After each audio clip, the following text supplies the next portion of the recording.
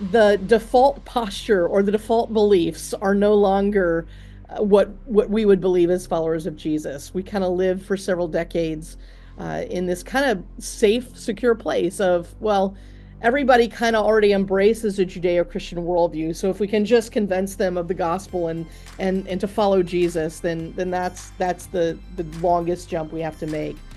I think now we actually have an opportunity to better examine our missiology and our ecclesiology to one, make sure that it is rooted in biblical truth and not just a culture that we have inherited and somehow mixed Hmm.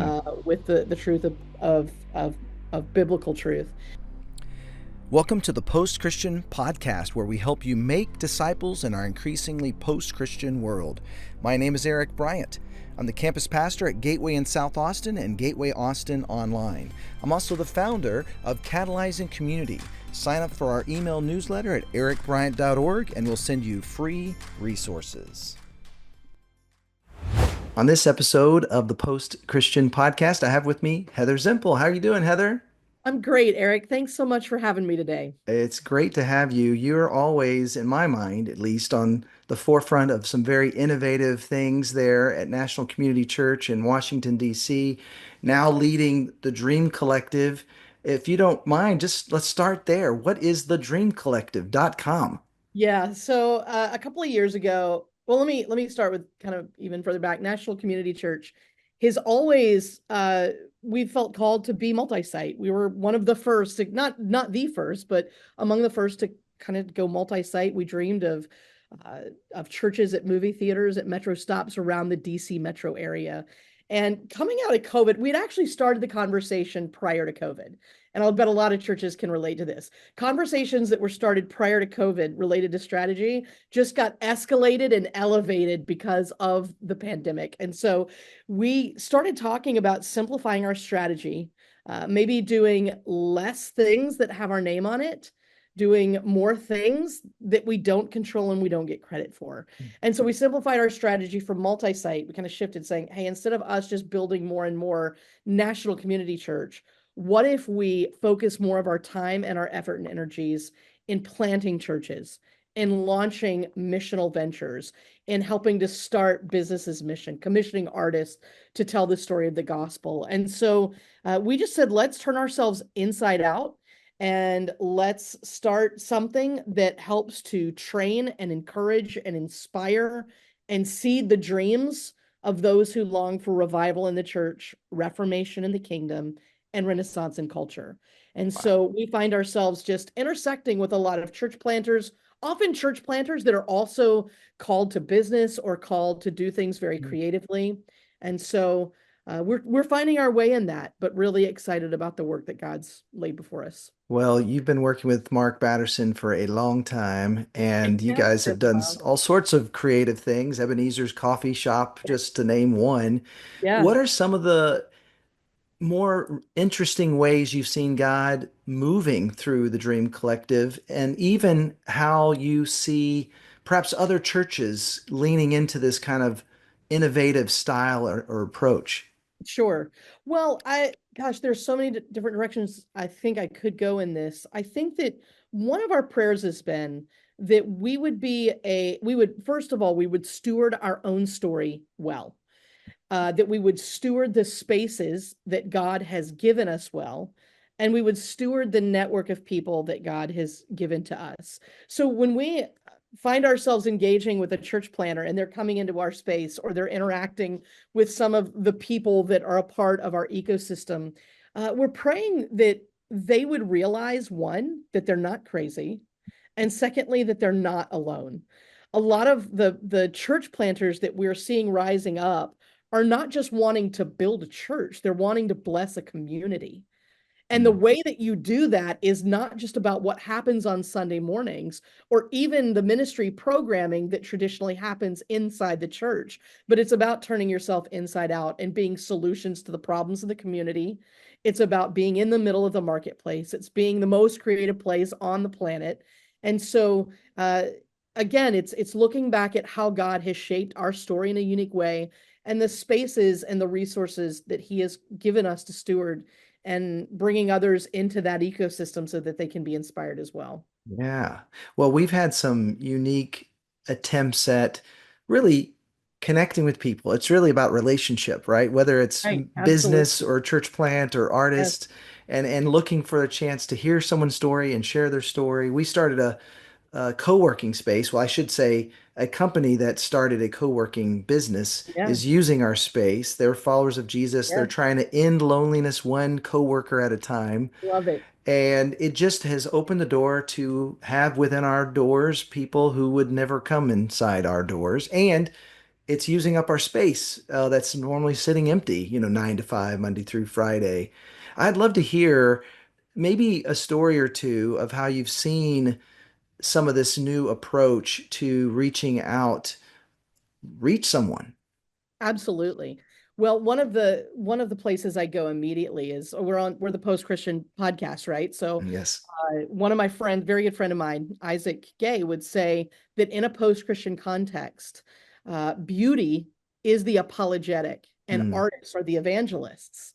And he's pulling a lot of that from Paul Gould's cultural apologetics, which has been very impactful to me. But what I'm finding is that when we've unleashed artists in our spaces, that they have, and so whether that's a pop-up art installation or mm, an art gallery, they have the ability to re-enchant an imagination mm, for the gospel. We've tried so hard to convince people of the truth of Christianity that we failed to realize that in a post-Christian context, they may not even desire Christianity. And right. I think artists are key to that. And so we've really been trying to bring artists together to host events where artists are showcasing their work and also talking about how their faith informs that. And because of that, we have people that are coming in that might not come to a normal church service, but they're hearing the gospel through the Mm, lens of artistry. And then, of course, one of my favorite stories goes all the way back to the very beginning of Ebenezer's, when we had a guy who was a businessman in one of the developing spaces in DC. He was at Ebenezer's, came in for a cup of coffee, heard splashing noises coming from the lower level, went downstairs, found himself at a baptism celebration, and ultimately became a follower of Jesus oh, I because love it. so he came in for a cup of coffee and left with a new understanding of reality rooted in the Yeah. gospel. So those are just a couple things that are inspiring to us. Yeah, it's super inspiring to us. And maybe that's a good segue into what would you say to inspire, to encourage the church leader who's saying, the world has changed all around me. This is an increasingly post-Christian context. You Yeah. guys are in the middle of DC, and the fights that go on across our country are highlighted and even stronger probably where you are. And yet there's just this beauty coming out of your community. What are some of the ways you would encourage some of those church leaders that might be on the verge of giving up or struggling with figuring out this new world? Yeah. Well, it's certainly a situation where the default posture or the default beliefs are no longer what we would believe as followers of Jesus. We kind of lived for several decades in this kind of safe, secure place of, well, everybody kind of already embraces a Judeo-Christian worldview. So if we can just convince them of the gospel and to follow Jesus, then that's the longest jump we have to make. I think now we actually have an opportunity to better examine our missiology and our ecclesiology to one, make sure that it is rooted in biblical truth and not just a culture that we have inherited and somehow mixed Hmm. with the truth of biblical truth. Um, so I think we have an opportunity there. I think we have an opportunity to really dig into Hmm. what the mission that God has given us is. But in terms of just encouragement on a personal level, I just would encourage people, remember your why. There are a Hmm. lot of reasons that we got into ministry in the first place. For some of us, it's, we just love to lead. We can't not lead. For some people, it's just, man, we really love people. We love to be a part of people's lives and pastoring them and loving them. For some, it's like we're gifted to do that, but there's going to come a point where none of those will sustain us. I Hmm. mean, we're not going to love to lead in this moment, or we're not going to love people in that moment. And so I think just remembering the why and making sure that we're rightly motivated. And Hmm. I think that the only sustaining motivation, especially in cultural moments like this, is that we are committed to the glory of God. and that success there doesn't look maybe like we thought it might have looked. Hmm. And then I would encourage people to play the long game. We're so conditioned more and more in our culture to see instant results or instant gratification. And the way of Jesus is the way of patience. And so playing the long game, remembering that we overestimate what we can do in a year, but we largely underestimate what God can do with a people that are consecrated to Him over the course of 10 years. Wow. And then I just think also ruthlessly controlling our calendars. I mean, that's not very spiritual maybe, but like if we don't control our calendars will control us. And and what's often true that I've found is that God loves us and everybody else has a wonderful plan for our lives. So if we're not committed to walking in obedience to Jesus, and I would say sometimes what that means is offending some people that think maybe they're entitled to time or attention in a certain way. But I found that rest and recovery, rhythms of life, have allowed me to play the long game and to be encouraged in times that can be very discouraging or difficult. Such a great word, and I really appreciate, your heart behind it. Maybe another way to encourage folks, talk about the advantages of ministry in this post-Christian context. Like, what are some of the things you and I have been doing ministry long enough, even just pre-COVID versus post-COVID is different. But what would you say to those folks that are still adjusting that here's some reasons why you should be excited about these challenges?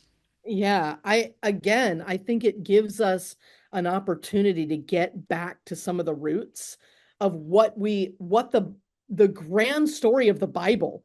When people don't automatically know the stories and know the grand meta narrative, and they've never been swept up into that, we know that they're drawn to it. It's the same reason that we are drawn to any kind of epic story. I mean, people are drawn to Marvel Universe, they are drawn to Lord of the Rings, they're drawn to the Chronicles of Narnia, and we've got the one true story that Yeah. all of those are just a shadow of. And so I think we have an amazing opportunity to invite people in to consider a story that's better than they've ever imagined and a story that's bigger than themselves that they're invited into. We have a experience that we do at NCC called The Story that is simply, I mean, there's not many bells and whistles to it. It is 3 nights and 2 hours each night. We walk through the chronological story of the Bible. Hmm. That's all it is, from, Genesis to Revelation, but putting the prophets and kings into context of the history, and then putting the epistles into the context of the book of Acts and history of the early church. And when I first started doing this group, like 20 years ago, the win for people was kids had grown up in Sunday school and there were some stories they'd never heard before. Well, now we're having people that have never heard any of it. And so for us to be able to share with a fresh mind the gospel story, the big biblical story, that's fun. It's just a Yeah. fun space to be in. Another place that's been very fun, and this is an old paradigm or an old construct, but we run the Alpha course. Yeah. And I have found the Alpha course is even like something that I thought might not hold as much ability to reach a current generation. It actually is more fun to be in that space now because of the questions that people are asking and the openness and the hunger that people have for spiritual things. Yeah. So I would say there's a lot of opportunity for us to talk to this generation, to invite this generation into a story that's beyond them. And it's just finding those moments and those Yeah. opportunities. I love that. What do you think some churches, if we're not careful, are missing out on when it comes to our mission? What do we, you say that calendar can control us. What are some of the things Right. that we are doing we shouldn't be doing and maybe should focus on that we aren't? Oh gosh, that's such a great question. And it's something that I think we need to constantly, as leaders, be coming back and asking the Lord, like where are we off track? Where are we not aligned with what your will is in this generation, in this space? I think the church often just misses the fact that there is a mission, Mm, period.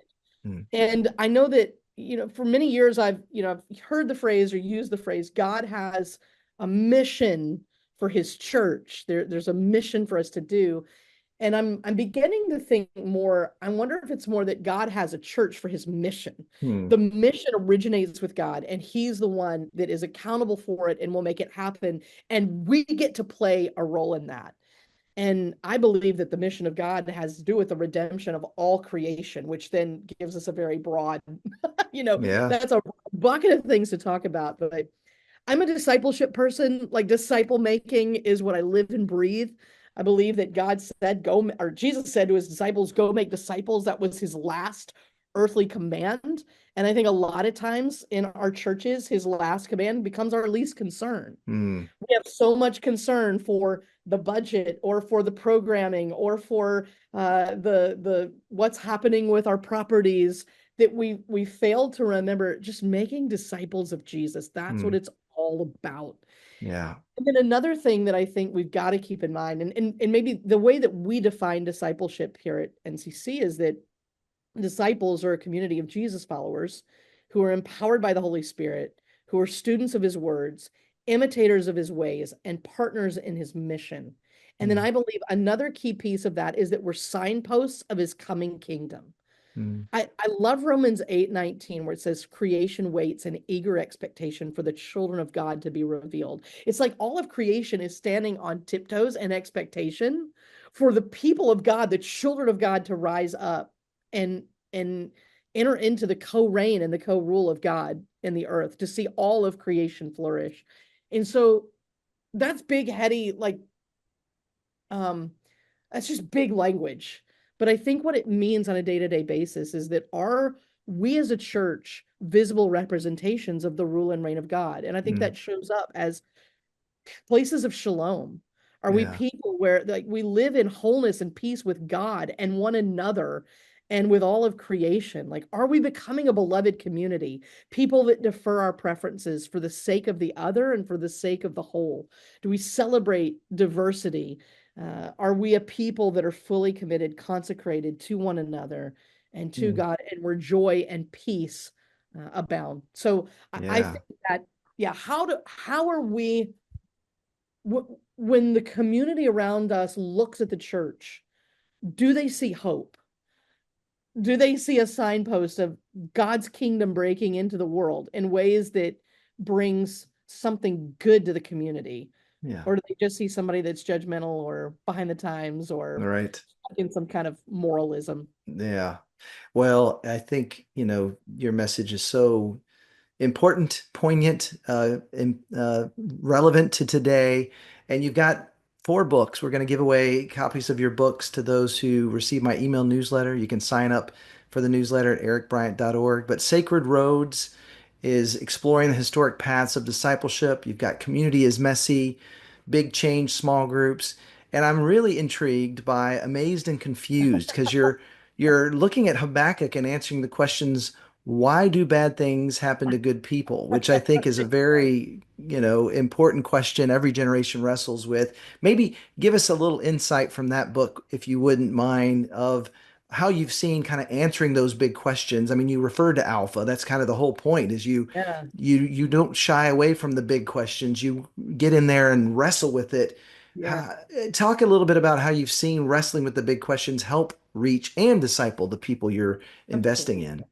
Absolutely. Well, that book really sprung out of my own personal Bible study time. I was really intrigued by this prophet who wasn't satisfied with the answer that he got from God and proceeded to basically argue and come back and wrestle with God. But then at the end of the day, he's saying, look, God, even if you don't show up and show off the way that I think you could or should, I'm going to worship you anyway. Hmm. I'm going to, faith is believing that God can, Hmm. and or knowing that he can and believing that he will, but worshiping God even if he doesn't. Yeah. It's kind of what Shadrach, Meshach, and Abednego say in the fiery furnace, even if he does not, we'll worship him anyway. And I was just so inspired by that. And it was coupled by a journey in my own life at the time. My husband and I were on about year 7 of wrestling with infertility. And so I was finding in my own life, my prayer is not being answered the way that I thought Hmm. God could or should. And I thought, a lot of times people tell these stories on the other side where there's Hmm. either victory or resolution. But what if we get into the messy middle of how we navigate these kinds of questions when I'm not even sure what outcomes will look like in my own life? So Yeah. we've all got disappointments with God. We've all got questions with God. And I think that's an opportunity for the church, again, with Mhm. Alpha, to validate those questions, to create a safe place for those questions to be answered. And instead of maybe positioning ourselves as the great sages who can answer those questions, position ourselves as people that are willing to walk alongside really hurting and broken and searching people on their own journeys. Yeah. So that's what it's a Bible study on Habakkuk. I love it. And yet so much more. Thank you, Heather, so much for the ways you're making an impact and investing in us, even in this time together. Eric, thank you so much for this opportunity. Really enjoyed it. Thanks for joining us on the Post Christian Podcast. More resources available at ericbryant.org.